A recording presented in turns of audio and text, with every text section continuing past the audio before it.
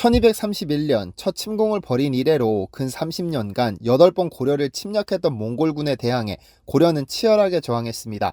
당시 귀주성 전투 때 몽골의 한 노병은 내가 군대에 몸을 들여놓은 이래 이처럼 심한 공격을 받고도 항복하지 않은 것은 보지 못하였다는 탄식을 남겼죠.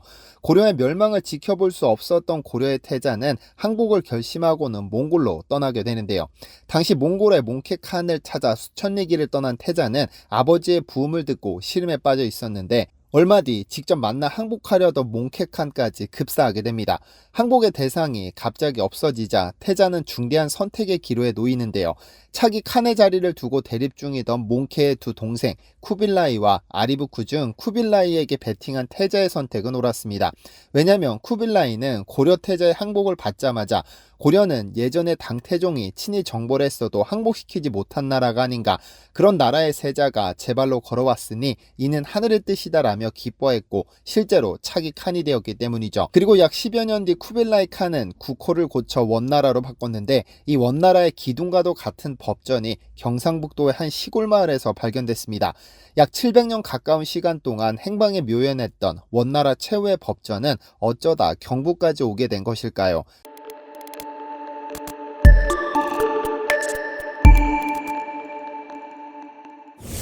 안녕하세요, 디스멘터리입니다. 중앙아시아, 페르시아, 러시아, 카프카스, 크림반도, 볼가강 유역의 동유럽 국가들까지 점령하면서 인류 역사상 가장 많은 영토를 정복한 칭기즈칸의 후예 쿠빌라이는 고려 태자의 항복 후 몽골의 칸이 됩니다.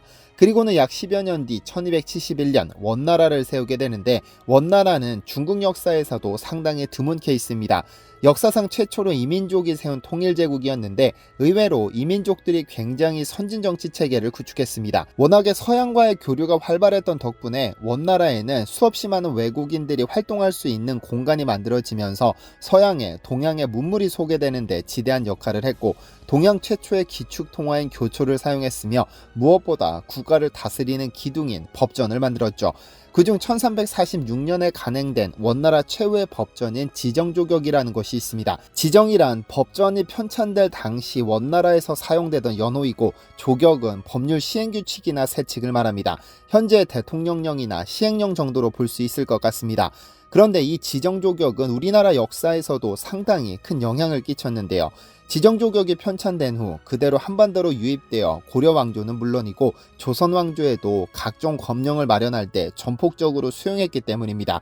일례로 1377년 고려사에는 중앙이나 지방을 막론하고 옥사의 처결은 모두 지정조격에 의거하게 했다고 기록하고 있고 1392년 기록에는 정몽주가 지정조격과 우리나라 법령을 상호 참작해 편찬한 새로운 법전을 왕에게 바쳤다고 기록하고 있기도 합니다. 이 법전은 조선시대에도 영향을 미쳤는데요. 1423년 세종은 지정조격 간행본을 50부 인쇄에 배포했고 1493년 성종은 신하들에게 이를 하사에 읽게 했다는 기록이 남아 있습니다. 하지만 유네스코 세계 기록유산으로 등재되기에도 충분한 가치를 지녔을 이 법전이 어느 순간 사라져버렸습니다.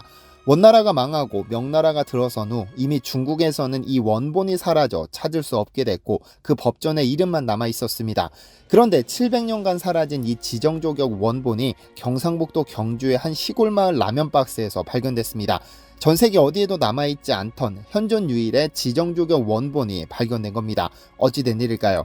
경주는 세계적으로도 그 가치를 매길 수 없을 만큼 희귀한 도시입니다. 기원전 57년 건국된 이후 약 992년간 56명의 왕이 다스린 천년의 왕조 신라의 수도인데요.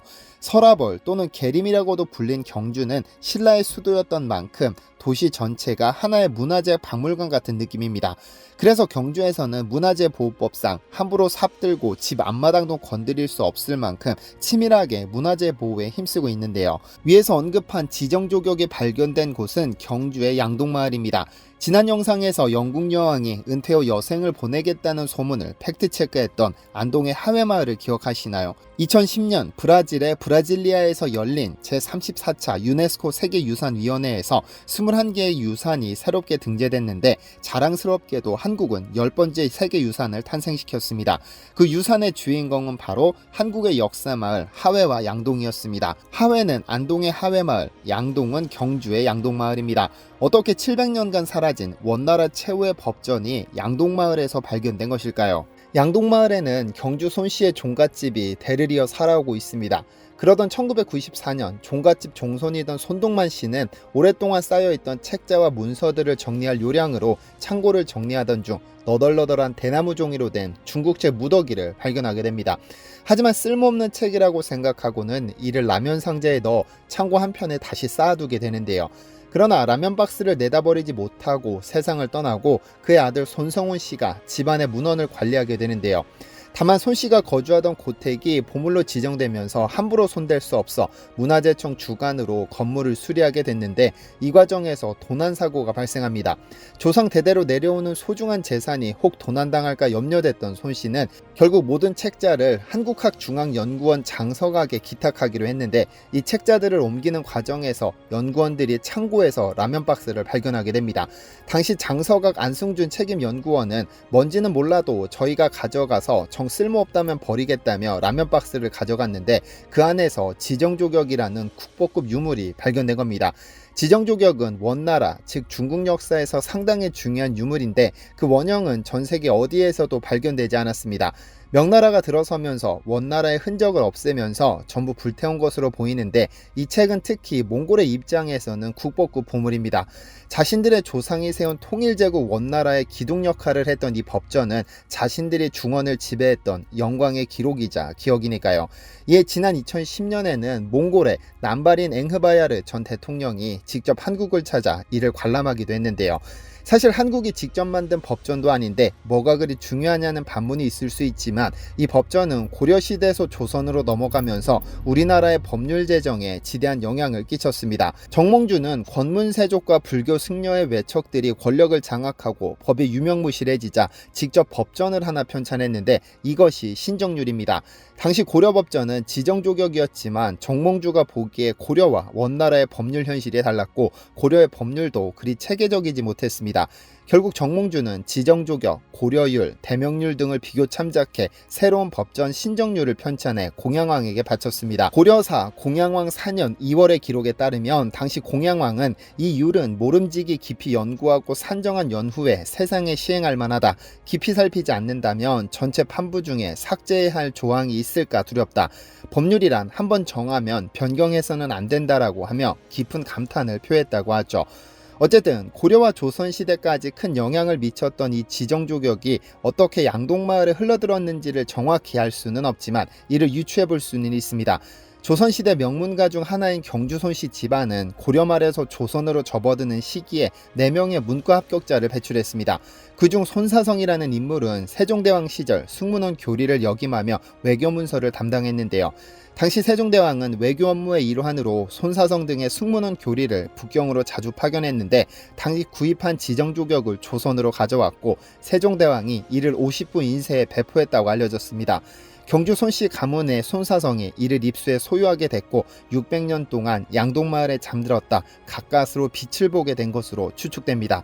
물론 우리 조상들이 직접 편찬한 법전은 아니지만 우리 역사인 고려시대와 조선 초기 법률의 기초가 됐던 지정조격은 지난 2021년 2월 보물 제2118호로 지정됐습니다.